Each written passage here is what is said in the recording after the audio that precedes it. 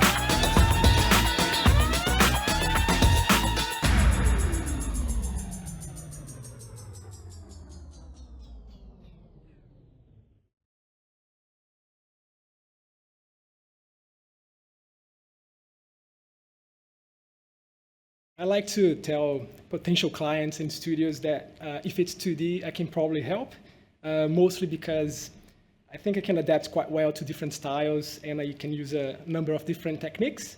But today, I'll be talking about frame-by-frame animation, and more specifically, the techniques I use in After Effects to clean up frame-by-frame animation. But what I'm sharing today, it's not specifically for frame-by-frame animation. You can use that anytime you're using shape layers in After Effects. So yeah, if you don't do frame-by-frame, stay with me. It's probably going to be something useful for you as well. These are just a few examples of my work where I'm using the techniques I'm sharing today to some extent. So this is a personal project I created some time ago, and you might have seen that around the internet somewhere. And here the hand is frame by frame, cleaned up in After Effects. This is a part of a project that I worked with the guys from Somi Studios who are here today. So thanks so much for having me for this project. It was really fun. This is the intro to my showreel that you just watched. And here's just like the coin, just as a second thing. It's just like the coin was just a nice experiment to create a 3D coin without actually 3D, just using 2.5D layers in After Effects, but that's another story.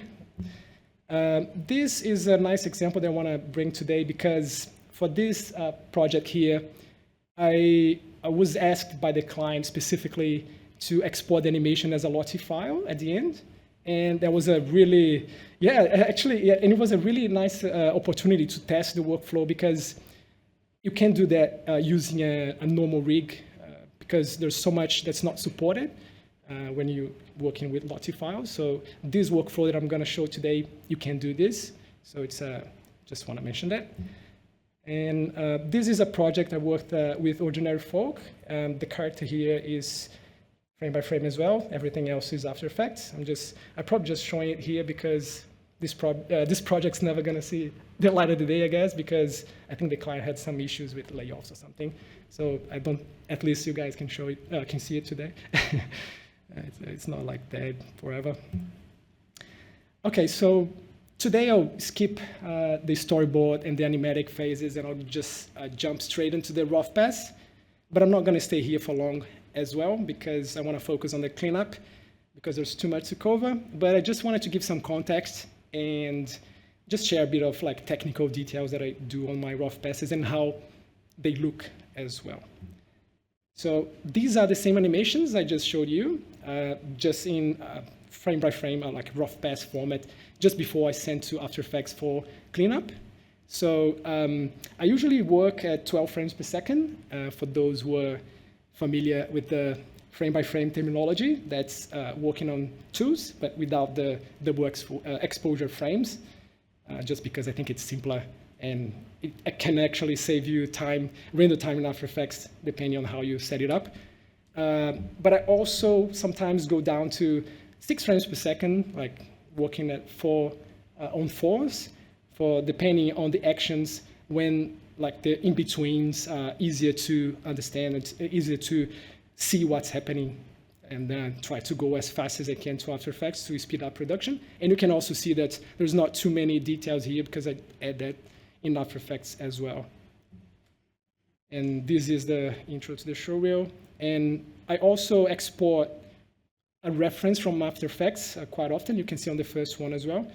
And I kind of just imagine the movement, do some live acting, and just send that to the animation software to draw on top as with a reference. And it usually works pretty well. I think I'm quite good at doing that because it's not it's really an imagination process. You can always go back and fix, but anyway. So this is the same project that I mentioned for the Lottie file. And there's another nice thing to see here, like in regards to the rough pass, is that you can see the line quality difference between the characters. And that's something that happens with me a lot, is that when I'm doing something that I'm kind of figuring out the movement, I tend to go rougher because I just like go faster and trying stuff and deleting stuff. So I tend to be messier, and then I go rougher. And then that's as far as I went into cleaning up those messiness. You can see the other characters, they are cleaner, and which is easier to clean up later as well. So yeah, just that. And this is the project for ordinary folk as well. That's the character, the rough pass before sending to After Effects as well.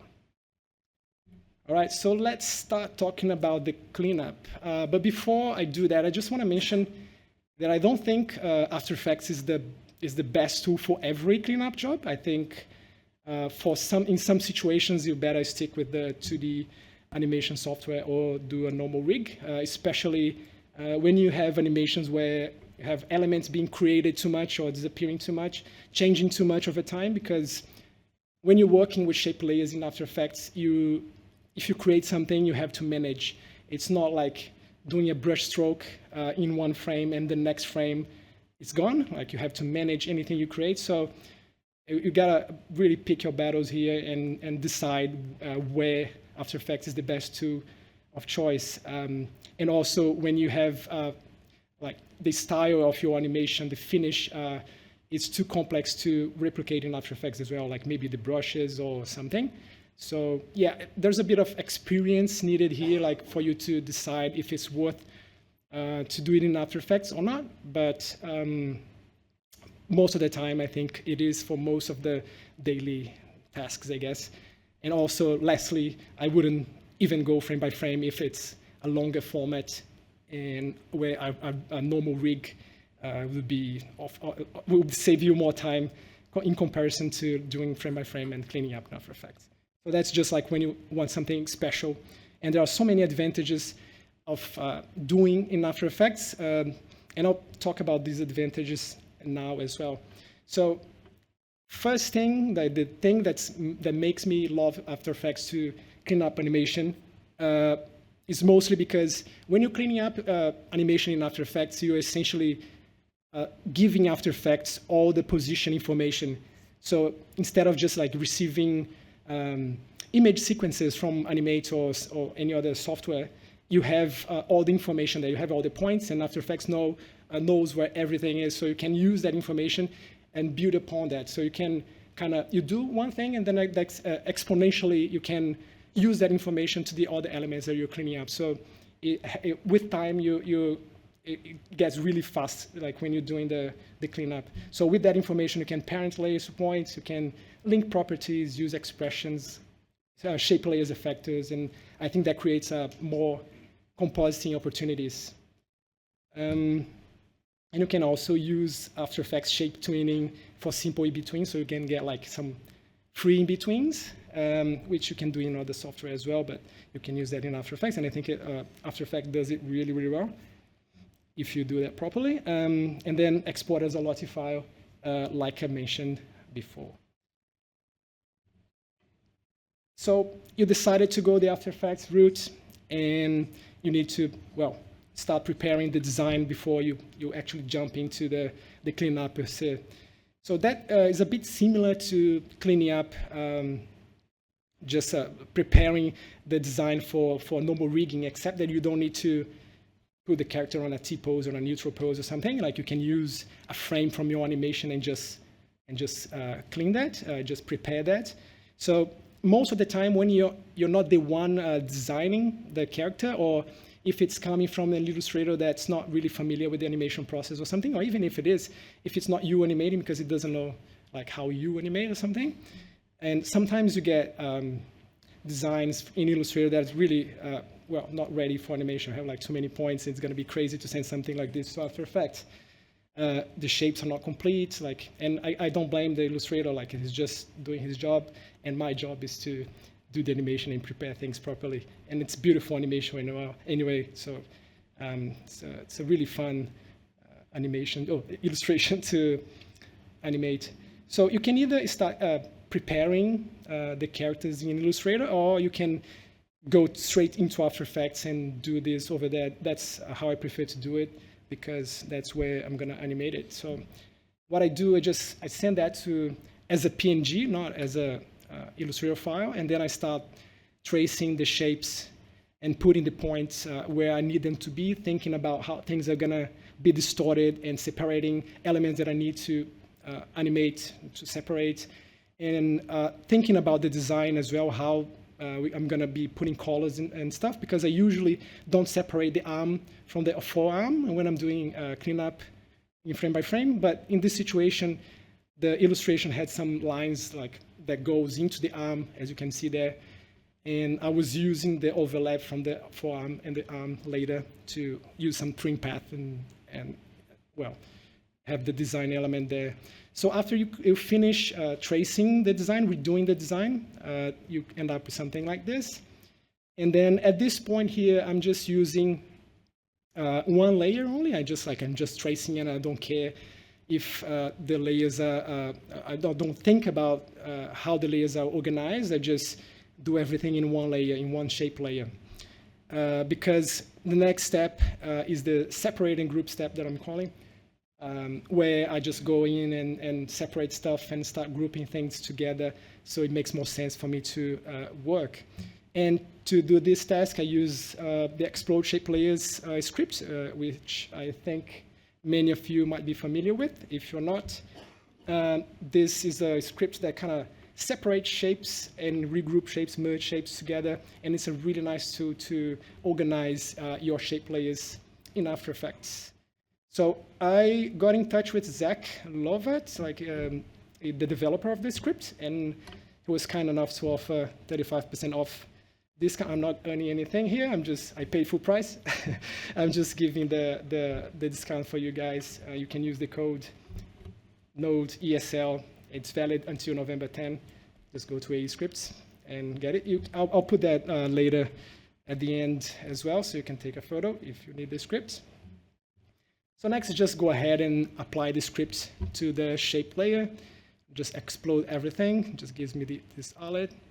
But then it puts every single shape into its own layer, which is a mess at the moment. But then next, I just go in and start selecting the shapes and merging them back together, but in a logic way now, like the hand, the head, and just like organizing stuff, essentially. So the hand. And sometimes you have shapes that are overlapping, and then it's hard to select. So when this happens, I usually try to lock the layers on top with Command L or Control L. So it's so I just lock anytime so many times, and then I just like select the shapes, and then I use this other shortcut, Command Option Shift V, to toggle the visibility on and off, so I can see if I selected everything that I needed to select. So these are just the shortcuts here. They're just useful shortcuts that I use for these tasks. All right, so next I just go in and start naming the layers, which is a big part of our jobs, like to make sure the files are really organized for ourselves and for anyone that's jumping into the file, in case anyone else is picking up the project later. So yeah, just naming.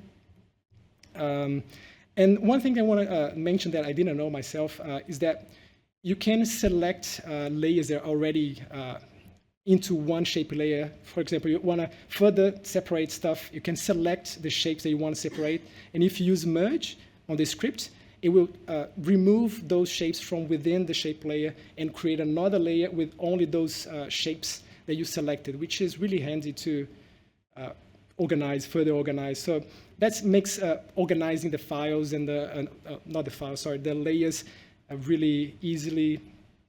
It's a nice plugin. So then I just go in and start color coding and organizing a bit more, because it's never too much. Changing the stack order as well, like so things are on the order that makes sense when we start coloring and stuff. And then we are ready to start putting down some keyframes. And talking about putting some keyframes down, I'll just kind of mention, and that's something that I really recommend everyone to do, anyone that uses After Effects and Shape Layers. If you don't know about this plugin, I suggest you to get it, because that essentially adds the ability to add path keyframes without having to do like all those crazy go to the search bar, type path, and then review everything, and then like just go with your mouse and do everything, or go to the property panels, things we all did at some point. Like this actually adds a menu item for set path keyframes to After Effects, which I don't know why we can't do natively. But, well, if you have a menu item, you can assign a shortcut. So these are the shortcuts for setting position keyframes, setting rotation and scale and opacity keyframes. So for me, it was logic to follow the same idea and create the shortcut Option Shift G, because the pen tool is G. So for me, it's not because it's Gareso, it's just because it's because they put G on everything, but it's not just because the pen tool is G. So that's the shortcut I use. So next we just go ahead and use the shortcut. Now I'm just using the menu item instead, but you can use the shortcut, and then we create keyframes for every single shape within those layers. So now they're all ready to start being animated. So anything you change is going to be recorded from that point on. All right, so now we just bring the rough paths in as a reference. I'm just putting a solid behind everything, so we can use the multiply mode, because I'm just going to bring the rough paths in and change the blending mode to multiply. So we can see everything at once, the rough paths and the layers. So I'll just solo the layers I'm going to start working with. And now I'm just go ahead and start adding keyframes and matching the shapes to the rough paths frame by frame. Well, at least following the rough paths frames and getting the in-betweens for After Effects to do. And so not much else going on here. So one thing I like to suggest you to avoid doing is adding keyframes to all the properties instead of just adding keyframes to path, the path track, because otherwise you end up with like 4 keyframes for one pose, and then it's going to be a mess for you to. Sometimes it's really tempting to do it, but I advise you against doing that unless you have a really good reason for doing so. I'm just saying avoid, because there are some situations where you're probably going to save time using a rotation or something else, but usually I'd say do only path keyframes, because you're not really animating here. You are cleaning up an animation, so it's not, you don't really need the the arcs and that's already solved in the rough pass. Okay, so after you finish cleaning up the first shape, which is the torso in this situation, you can start. Now the beauty of cleaning up in After Effects actually becomes more obvious, because you can start using the information you just fed After Effects with and start connecting other elements to it. So you start reusing information, and then exponentially you just start attaching stuff to other stuff, and then your cleanup process will be faster that way. So for this task here, I use the famous create Nulls From Paths script.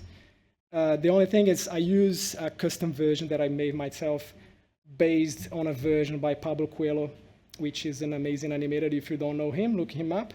He's really good. And he did a version where he included the rotate nose option. And what the rotate nose option does is that it rotates the nose based on the angles of the Bezier handles, and that's really useful in so many situations. And he also fixed some positioning issues on the original script as well. But and then on top of that, what I included on the script was a slider to change the point index of every node. I'll get into why I did that later, but bear with me for now. I'll explain that why I did that. I'm just mentioning the script now. So yeah, so we all know how a basic parenting works. You just parent the child to the parent, and then the child will follow everything the parent does. So you scale the parent, you rotate, you move. But what happens if you change the path? The child's not going to follow. So as we're essentially animating the path when we are cleaning up, that's not really enough for us. Like, that's not going to pretty much do anything. You're just going to parent, and it's just going to not follow. So that's why I use the create Nulls From Paths script, because with the script, we can create nodes for every point on the parent, and then we just select the one we need, delete the other ones. We just parent the child to the shape instead of the other parent or the other shape, and then it's going to follow the same way, except for the scale, it's a bit different. But now, if you change the shape, the child will be connected. So if you want the scale to behave the same way, you just need to pick whip the scale from the child to the parent, and then it's going to work the same way as a normal parenting. So I like to say that's kind of parenting on steroids, because it does everything a parent does, but it will always be attached through that point. So yeah, so that's why I use that script. So let's go ahead and just apply that script to the torso that we just cleaned up. Let's select the path, and then just nose follow points to create all the nodes. We select the ones we need. Then I just lock them with Command L to make it easier to delete the other ones. Go ahead and delete. Next is just going to make the layers I'm going to attach visible. I just unlock the nodes, rename them, because renaming is important. And then we start attaching the shapes to the nose that we need. So the arms and the head to the respective nose. And really quickly, we start seeing like the animation coming together. Like it's far away from being done, but like here I'm just showing how the rotate nose works, because I'm just showing how, like, if you change the Bezier handle angles, it's going to be affecting the rotation of the nose. So really quickly start seeing the animation come together, and then you can start building on top of that, as I mentioned. So I did the same thing for the forearm to connect to the arm. I just create the nose and then attach the elbows from one to the other. And then I just sped it up, because I went ahead and did the same thing I did for the torso with the arm and the forearm. The whole process here took about, like in normal speed, took about 20 minutes. But the thing is, as I said, it's exponential, the process here, because as soon as I have the arms cleaned up, now I'm just filling the shape so I can see the silhouette here. But as soon as I have this animation done, I can start attaching the hands, and then I can start attaching all the elements of the design. I can, so it's really, you start building, you don't start from scratch. You always are building on top of something else, and that's really speed up the process. And I think that's the best thing about doing this way. And that's the basic, that's how I clean up in After Effects, how I do a cleanup in After Effects. You prepare the shape, you start putting keyframes, and then you connect stuff. But then there are some problems, because we all do have problems. So, and After Effects does have his problems as well. So I'll just show a few problems, like the most important ones at least. I can't cover them all, but I'll give some solutions as well. And hopefully that helps you in case you decide to try the techniques I'm showing here today. So the first problem is adding or removing points after you apply the create Nulls From Paths script. Because what happens is that the nodes use the index points, and if you add more points, for example, for some reason you need to add more points to the torso, then it's going to break everything, and that's not what we want. But for some reason, sometimes you need to add those points, and well, you have to. So that's why I mentioned I created the point index slider that added that to the script, because that way, if I need to add more points to the element, to the torso, for example, every node has this slider with the point index, the number of the point. So you can just go ahead and change that number, and that's going to put the node back into the right position. It takes a bit of figuring out the number, but it's not that hard, and it's a bit logic, because that's just like a normal order. So that's why I did that, and I think that's really useful in many situations, and because I'm always using the create Nulls From Paths when I'm cleaning up, so that happens quite often. Problem number 2. Sometimes I didn't know how to call this, so I just wrote that.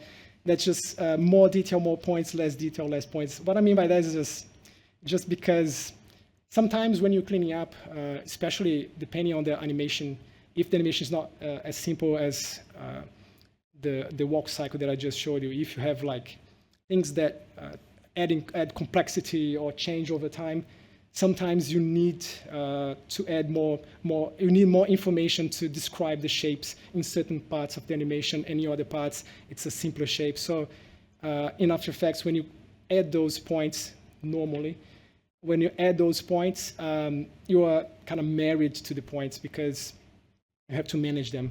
So, but there are ways around that. I'll just show you this amazing star animation that you just cleaned up, like you're really proud. And then for some reason you get to a point that just like, oh, I don't need those arms anymore. These points are just getting in my way. I just want to delete them. You delete the arms. And then your animation is gone, because After Effects is going to delete the points for the whole animation. So you lost everything you did. But there is a way around that, and that's it's pretty simple, and I don't think many people know about this. And I think it's as simple as powerful, and I call it multiple shape versions. And what I mean by that is just you can actually have more than one version of your shape on the same path, on the same track. So all you need to do is you just duplicate the layer, and then you make the same changes. Let's just delete the points as we did. And then we just need to copy and paste the keyframe back to the original layer, and it's there. But now what happens is you keep whatever you've done prior to that point. So that's, I mean, like, I'm not sure about you, but that's incredibly exciting and powerful if you're working in After Effects with shape layers, because it's really tricky to have to manage all the points, and this actually opens up a whole new possibilities, because actually, if you keep adding, keep making changes to that shape, deleting points or whatever, these shapes now are going to stick to this version. So essentially, it's going to, I mean, like it's just two versions on the same path, and then I advise you to color label the keyframes so you keep track of where those shape versions are. But essentially, you can manage the points better that way. And you can have as many versions as you want. For example, here I'm just copying the keyframe from the first version after the second version, and then I'm making all the changes, deleting keyframe or deleting points, making changes, and as with the others, the changes are just going to stay with that version of the shape. So you have like 3 versions of the shape on the same track, and they are all like independent in a way. So that's if you manage that properly, like it can be like really powerful. And you can use overlord as well. Like I'm not going to introduce overlord, but you can use overlord as well, sending the shape to Illustrator. And the nice thing is in Illustrator, you can use all of its tools and distortion features, and then you make all the changes to your shape. And then when you send it back to After Effects, it's just going to behave the same way. It's just going to create another version of the shape. The only thing with overlord is that it only works like this when you have one shape only, or on your shape layer, one path only.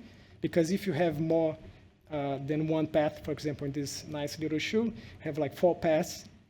If you send that to Illustrator, and here I'm just using the envelope mesh just to show something that you could potentially use as well to distort the shape. Make whatever you need to do. Then you can we need to expand the shape. And then we send it back to After Effects. It comes as another layer instead of on the same layer, but you just need to copy and paste the keyframes back to the original layer. And it works the same way as on the first example. So it's pretty handy. And the thing is, you can also use the rough paths as a reference in Illustrator as well. You just like take a frame and then put in Illustrator, and then you can trace. You can make the frame there and send it back to After Effects if it's a really hard shape to achieve or something, or it's a complex pose. And if you prefer to do that in Illustrator, you can do that. The second solution to this problem, which there is, if you don't want to deal with different shape versions, you have another option, which is aligning and collapsing points. So for this solution, I'm using this script here, which is called Path Aligner. It's from a Japanese studio called Terrible Junk Show. And they do like some really clever scripts. I recommend searching them up. They have like some other tools that might help you on some tasks. But for this task here, I use just the Path Aligner, and that's the panel for the script. And it's a really fully featured point alignment tool in After Effects. So you can select the points, you can align the selections, you can distribute the points, you can align handles, you can copy and paste Bezier handles from one point to the other, you can straighten between 2 points, delete the in and out of the Bezier handle, so mirror the Bezier handles. So it's really, anytime you're using shape layers in After Effects, that's really useful. I use that pretty much like on a daily basis. Anytime I'm using shape layers, I use this script, and it's really stable, really nice. I recommend that because I also got in touch with the developer. I paid full price as well and not getting anything from this. 25% off, like they gave the audience here today, so you can use the code Gareso Node. This one is valid until November 18, and the website is terribleJunkShow.com. Yep. All right, so how do I use that script? So here we have this amazing, the design of a pill-shaped head with the open mouth. That's a mouth. And then for some reason, during the animation, you don't need the mouth anymore, but you need those points to describe that mouth at some points. So how do you deal with those points? We could have the versions as I just showed you, or you can just essentially select all the points and then you align them all into one with the handles. So you just like select the points and handles, so you can align the handles as well. And then we essentially collapse all the points by aligning them into one.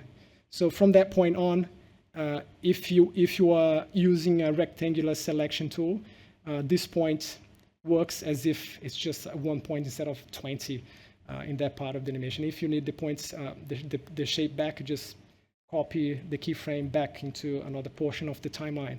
So that's incredibly useful in some situations as well. So you can, well, it's really a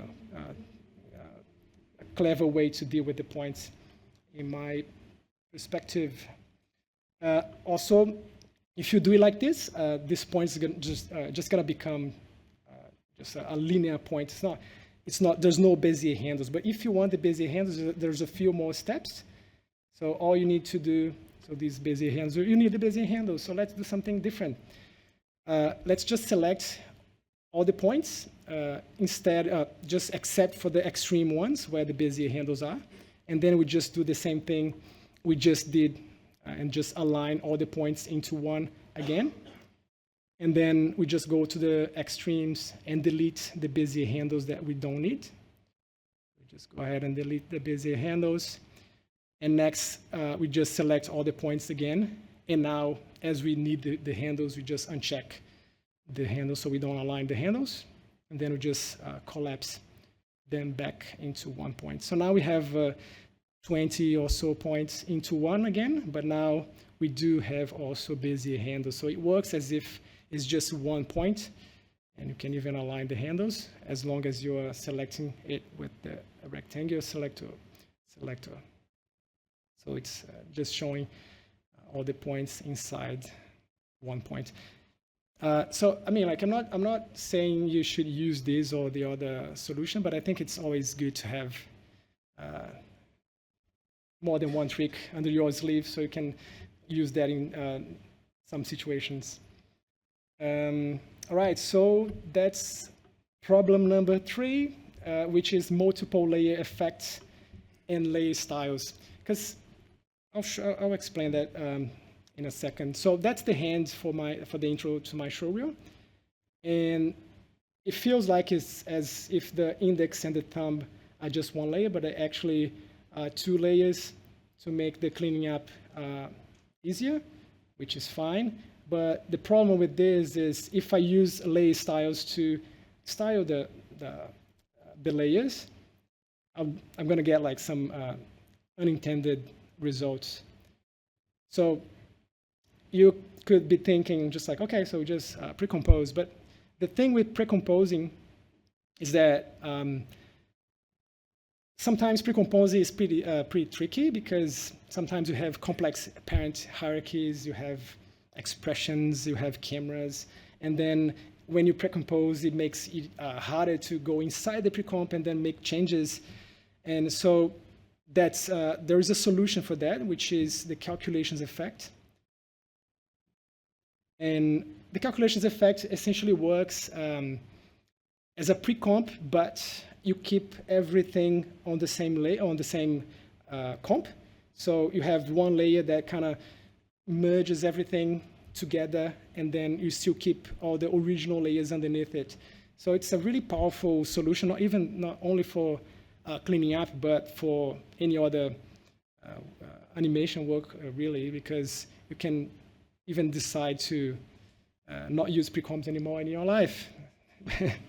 But I mean, like, I'll show you how to apply that. So to apply the calculations effect, we just need to create a solid first. Let's go ahead and create a solid. Just name it whatever. And it always needs to be comp size. So let's make it comp size. Hit OK. There's a black solid there. So just select the solid, and then let's apply the calculations effect. And on the calculations effect, you just have to select the layers you want to add to it. So let's select the thumb, And then let's change the opacity to 100%. And now we don't have the alpha channel yet. So to bring the alpha channel, we need to change the blending mode to copy. And there you go. You have the alpha channel. We're just seeing the background layers. Let's just switch them off. And now let's bring the other layer in, which is the index finger. So let's duplicate the calculations effect. And now let's just change the layer to the index. And now we have to make a few more changes, which is changing the blending mode back to normal on this one and unchecking the preserve transparency.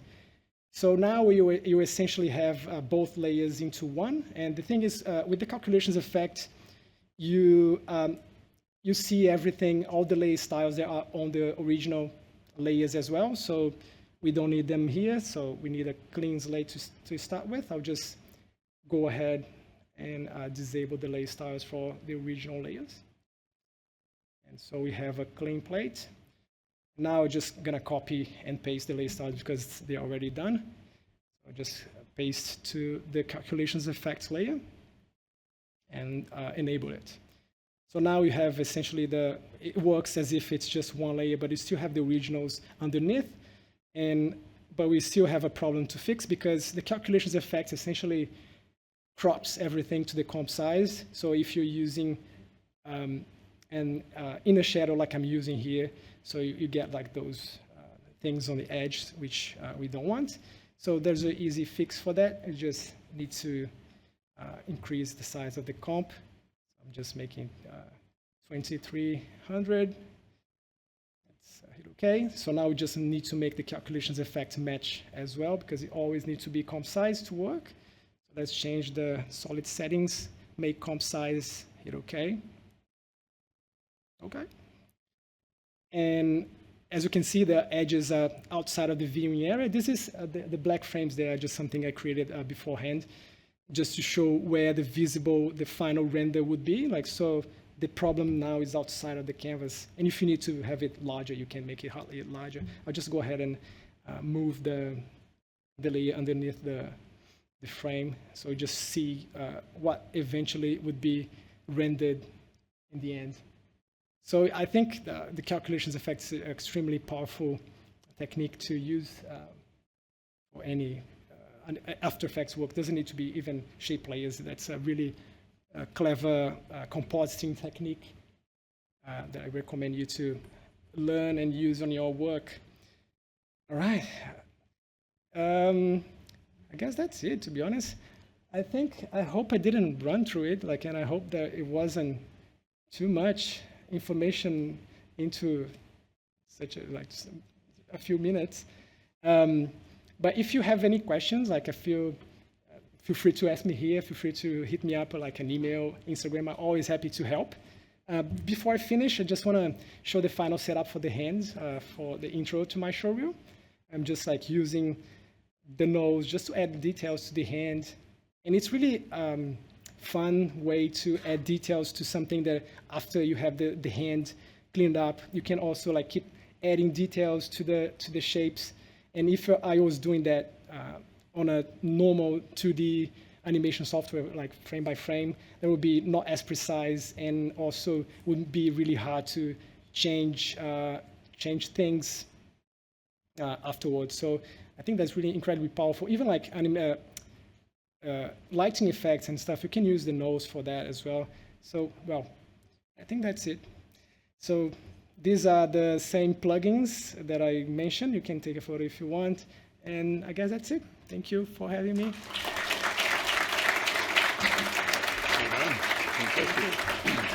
Stick around. Amazing stuff.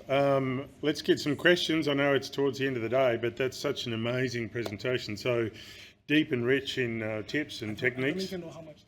I think you've probably got 2 minutes left, okay. Or 1 minute, so you're perfect on time. I rehearsed. Yeah, you rehearsed.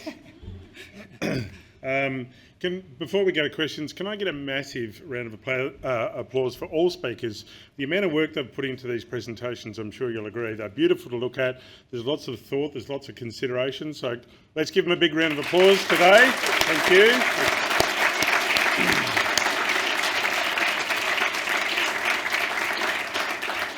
I mean, just beautiful slides, like really gorgeous. Any questions?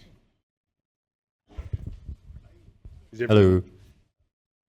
For the dancing animation, from start to finish, how long did it take you to do? Near the mic, near the mic. Oh, sorry, I think Oz here can probably it was like 4 days or something. Yeah, I think it was like 4 days. Oh, nice. For animation because there's like the plants as well, like on the background. So I think it was like 4 days from rough pass to end. Also, one more is, do you ever use Time Lord? No. Ah, okay. Is that bad? I don't actually. I never saw the reason to use it. To be honest, like if you can like educate me on why I should use it, maybe I start using it. Is that from the same people as Overlord? Or? Yeah, the same people for Overlord. I only use the Overlord. Like I don't know, to be honest. I don't like there's a newbies as well. Like I don't know. I don't use. There's like other tools that I don't use. Yeah. Awesome that you got some discount codes from. Yeah, those, yeah. They're super nice people. Anyone else? Everyone's high. Everyone's sleepy. Ah. Mike. Mike needs a mic. All right, so just to bring it back full circle from the AI this morning, Okay. do you feel like you've obviously got your finger on the pulse with this stuff? Do you feel AI is anywhere near being able to do this stuff? No. I mean, I think I'm not as worried as an animator yet, I think. And to be honest, at this moment, I think AI would never actually get to the point of actually replacing an animator, to be honest, because as I was commenting with you and some other people, I think there's so many decisions to be made like every single time while you're animating, like timing, framing, pacing, whatever. Like there's so many decisions to be made that I don't think you can tell a machine every single time, every decision you need to make, or just say, oh, help me with that. Because it's different like when you're using just a still or just like, for the example like from today's morning, like abstract stuff or stuff that's moving just like slightly and stuff, but like really character animation. I mean, you can go 3D maybe because you have the rig. You can, I think it's easier to imagine for me, like eventually getting an decent looking 3D animation, but like 2D, I think it's a bit harder to be honest. But well, let's see. So far, I'm not too concerned, to be honest. But I don't want to be the one in the room that just like, oh, it's not gotten to me yet, so I don't care. But like, I'm worried too, like that it gets there someday. Anyone else? Alrighty. Ah, one more.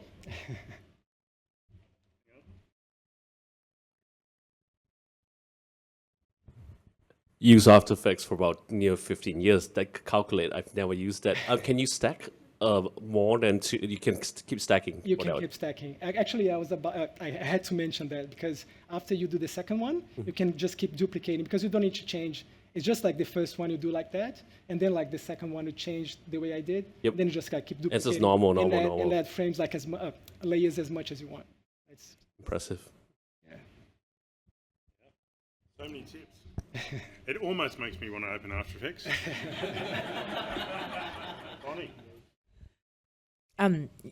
Amazing talk, Gabriel. I'm actually very inspired. I just was wondering, for your rough animation, what is your favorite software to go to? And if you were doing sort of cleanup in a more sketchy sort of artistic style, what's your favorite software for that? I've been using an app for iPad, which is not really mainstream or anything. It's just like called ToonSquid. I'm eagerly waiting for Procreate Dreams, to be honest. Like, but like right now I'm using because I'm kind of enjoying animating on my iPad. So and previously I was kind of using Astropad to kind of animate on my iPad, or just like if I can find an app that's actually native. I prefer, and ToonSquid is really, really nice. It looks like Procreate and works really well. And it's a really small developer, like, and you can talk to him and ask like for features and stuff. He replies and stuff, so it's kind of nice. But yeah, I'm waiting for Procreate Dreams. And if I'm doing the cleanup the traditional way, like I think it depends on the style. Like I could Photoshop sometimes is an option, but even like Toon Squid I like. But if I'm going more vector, I'm probably doing animate. So yeah,